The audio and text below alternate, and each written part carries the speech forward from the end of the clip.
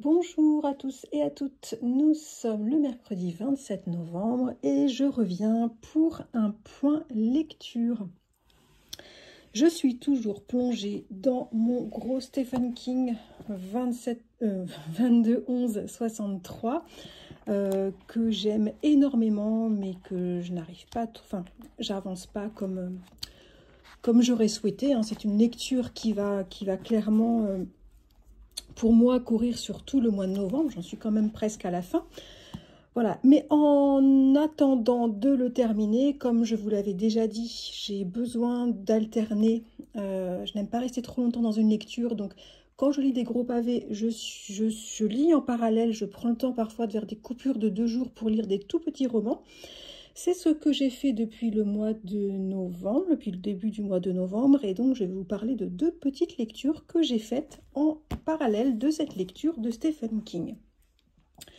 Je vais d'abord vous parler d'un roman classique japonais, Le Lac, de Yasunari Kawabata, qui est un auteur classique japonais que je connais très peu. J'avais lu Les Belles Endormies, qui m'avait moyennement plu.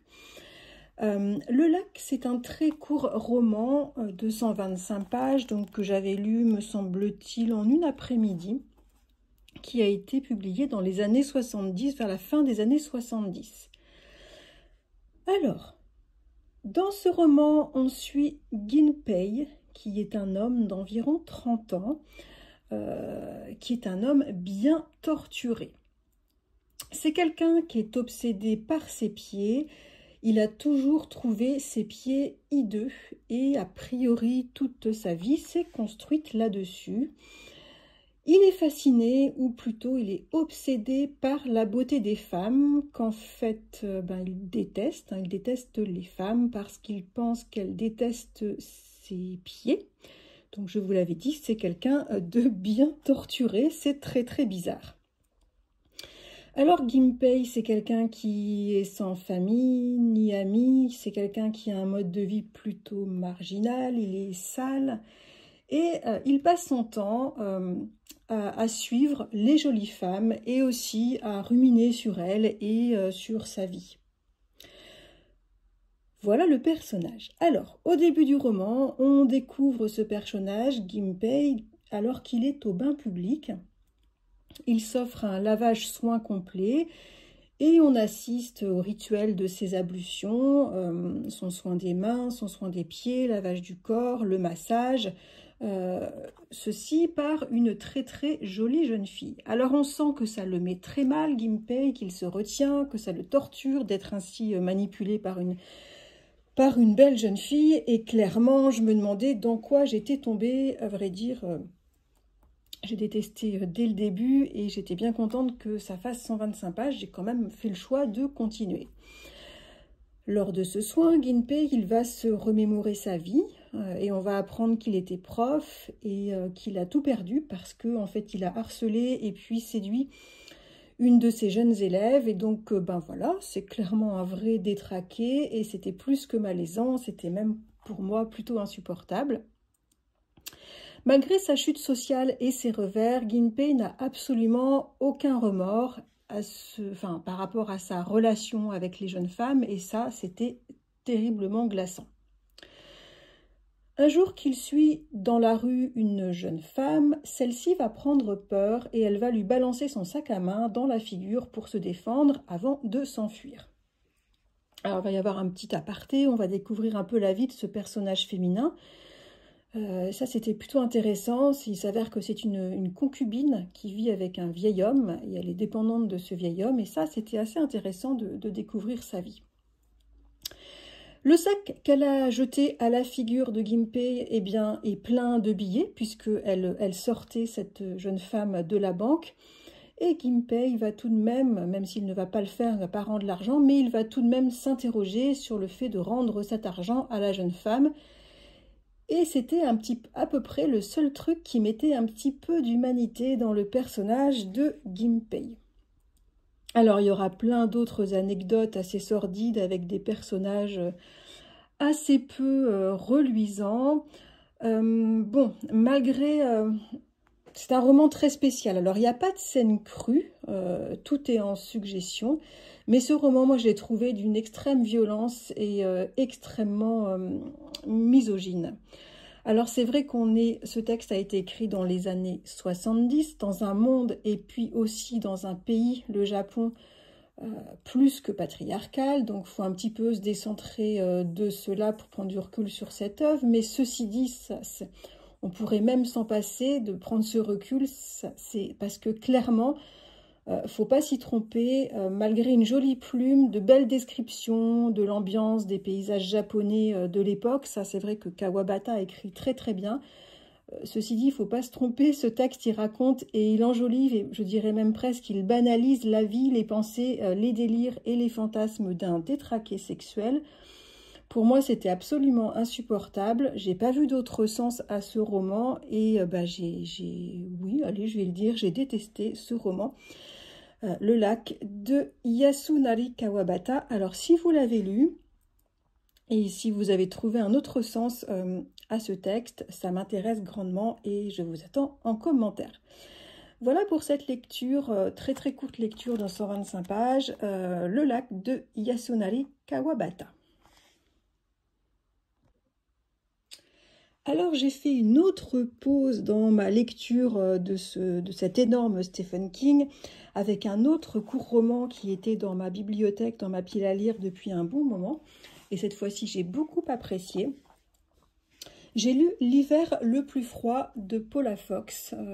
Paula Fox qui était une romancière américaine qui est décédée en 2017 et elle a écrit ce texte, L'hiver le plus froid, en 2005, donc plutôt vers la fin de sa vie. Et dans ce roman, c'est comme un journal intime en fait, où elle a décidé à la fin de sa vie de consigner par écrit... Petite interruption, Paula Fox, vers la fin de sa vie, avait décidé de consigner par écrit une année qui avait été extrêmement importante pour elle et très marquante. C'était l'année 1946. Elle avait alors 22 ans et elle était plutôt en galère dans sa vie. Elle alternait plein de petits jobs assez plutôt sordides à New York. Et elle avait alors décidé de tout plaqué pour prendre un billet avec son reste d'argent, un billet en paquebot pour l'Europe, parce qu'elle voulait faire un tour en Europe afin de développer un petit peu son expérience et essayer de revenir avec plus de chances de trouver un job plus qualifié. Alors elle arrive sans un sou dans la ville de Londres qui est entièrement détruite. Et elle se fait héberger chez de vagues connaissances de sa famille. Après quelques galères, elle parvient à dégoter un petit job de correspondante pour une agence de presse, une toute petite agence de presse londonienne qui s'intéresse aux impacts sociaux de la guerre, et notamment de la fin de la guerre. Alors elle va avoir plusieurs missions et elle va sillonner une Europe dévastée, appauvrie, prise d'assaut par les journalistes pour essayer de raconter ce qui s'y passe, et puis aussi par les militaires pour sécuriser les pays. Notamment certains pays où à nouveau se produisent des élections. Durant un an, elle va voyager ainsi de pays en pays dans des conditions vraiment inconfortables, souvent dans le froid et dans la faim. Elle était très très peu payée et les conditions en 1946 en Europe, il y avait très peu à manger, c'était très difficile de se loger. Donc c'était vraiment des missions très difficiles. Et puis pour essayer de recueillir les informations sur les modes de vie dans les différents pays. Alors elle va partir quelque temps à Londres, bien entendu, elle va un petit peu explorer Londres. Paris, Varsovie, Prague ou encore Madrid. Et on va la suivre, on va suivre ses souvenirs où elle racontera qu'elle a fait plein de rencontres extrêmement surprenantes, très enrichissantes, parfois glaçantes. Ce texte, c'est comme un carnet de ses souvenirs les plus marquants de cette année. Il nous permet de nous immerger vraiment sans fiction dans cette époque si particulière, dans ces pays, dans ces villes et dans ces âmes extrêmement meurtries. Et c'était absolument passionnant. Paula Fox fera entre autres la rencontre de quelques survivants des camps, d'enfants joyeux dans des orphelinats atroces, de fascistes non repentis qui tentent de se refaire une place politique ou à qui on découvre qu'on la donne carrément. Bref, elle va faire tout un tas de rencontres très très variées et stupéfiantes qui, j'imagine, ont dû marquer toute sa vie d'adulte en fait.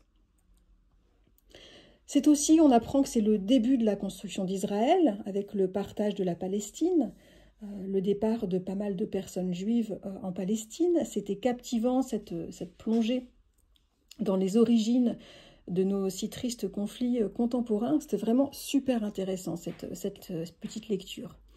Le style est très sobre, c'est pas du tout larmoyant.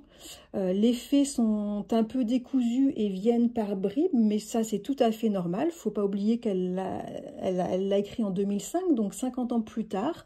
Et donc c'est normal, 50 ans plus tard, seuls les souvenirs les plus marquants restent. Et c'est un joli cadeau qu'elle nous fait que de nous raconter ce qui s'est passé cette année-là. Enfin, comment on était, comment on vivait, comment on pensait et qu'est-ce qui se passait en Europe en 1946. Ce sont des souvenirs authentiques qui émanent d'une jeune femme qui était certes très très jeune, elle avait 22-23 ans au moment de cette année, mais on découvre une jeune femme très posée, très mature et très très humaine. Et en fait, découvrir cette personnalité, moi ça a doublé l'effet addictif de cette lecture que j'ai trouvée vraiment très instructive, très authentique. Et vraiment c'est un petit texte de même pas 150 pages à peine, que je recommande à tous les fans d'histoire. Donc voilà, c'était vraiment un gros coup de cœur pour moi. C'est pas un roman, hein, c'est ce récit, L'hiver le plus froid de Paula Fox. Au niveau de mes lectures toutes récentes et en cours, alors comme je le disais, je suis toujours dans Stephen King, 22 novembre 63, j'espère le finir très vite, d'autant plus que je suis un petit peu immobilisée, comme vous l'avez vu dans les petits clips, je suis partie 2 jours à Londres le week-end dernier, j'ai un peu trop marché et j'ai une petite tendinite au pied, donc l'option tasse de thé et canapé, elle est hyper activée, donc cet après-midi je ne travaille pas, j'espère le terminer. En parallèle, je lis un recueil de poésie de Mylène Tournier, Sans portrait vague. J'aime beaucoup, j'en parlerai prochainement de Mylène Tournier, qui a également une chaîne YouTube absolument passionnante. Donc je picore ces petits poèmes un par un. J'ai également lu, et ça c'est la lecture qui m'a accompagnée pendant mon voyage en train le week-end dernier, La ligne de nage de Julie Otsuka, dont on parle, j'ai vu pas mal passer ce roman sur les réseaux sociaux et on m'en a beaucoup parlé également. J'ai plutôt moyennement aimé, j'en reparle lors du prochain point lecture. Et sinon, une autre lecture que j'ai faite, il me semble, la semaine dernière, où il y a une dizaine de jours, un petit roman qui était dans ma pile à lire depuis un bon moment, Bonsoir la rose de Qi Dian, un roman chinois que j'ai adoré, une très très courte lecture que j'ai vraiment adorée et j'ai bien hâte de vous en parler. Et ben voilà pour ce point lecture. N'hésitez pas à me dire si vous connaissez les auteurs dont je vous ai parlé, si vous avez lu Stephen King, 22 novembre 63. Si vous connaissez l'œuvre de Paula Fox, moi je me semble pas avoir lu d'autre chose d'elle, mais je sais qu'elle a beaucoup publié. Donc je vais m'y pencher un petit peu plus. Et puis si vous avez lu, si vous avez déjà lu Kawabata, je suis très preneuse de vos retours. J'espère qu'en ce moment vous faites de super belles lectures, que tout va bien pour vous. Je vous attends comme d'habitude en commentaire avec grande impatience et ça me fait toujours plaisir. À chaque fois je le répète, mais c'est vraiment pour ça que je fais ces vidéos, pour pouvoir partager mes lectures et échanger avec vous, savoir aussi ce que vous lisez, même si c'est des lectures très différentes des miennes, eh bien c'est ce que j'aime et c'est ce que je recherche. Voilà, il en faut pour tous les goûts et tous les avis sont super intéressants. Donc je vous attends en commentaire et je vous dis à très bientôt.